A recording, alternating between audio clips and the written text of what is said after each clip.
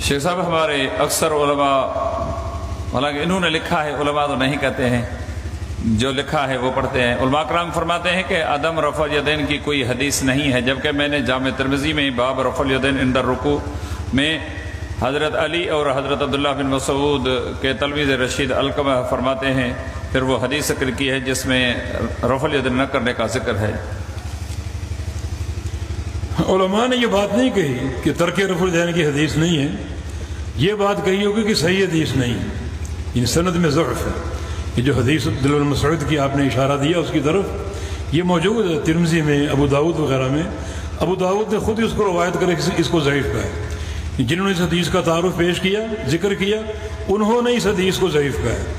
اور ابو داؤد کا قول ہے کہ جس حدیث میں ضعف شدید ہوگا وہ میں بیان کروں گا، اور جہاں سکوت اختیار کروں تو وہ حدیث قابل قبول ہے۔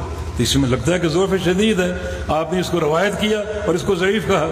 باقی اس کی سند میں عاصم بن کلیب، جس کے تفرد کو محدثین نے قبول نہیں کیا، اور پھر صحیح حدیث کے خلاف بھی ہے، یعنی تفرد بھی قابل قبول نہیں، اور یہاں تو مخالفت ہے صحیح حدیث سے۔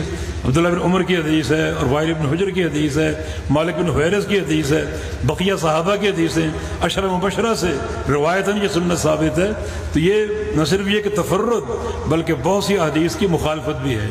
تو ترک رفع الیدین کی حدیث موجود ہے، مگر وہ سند ضعیف اور قابل قبول نہیں ہے۔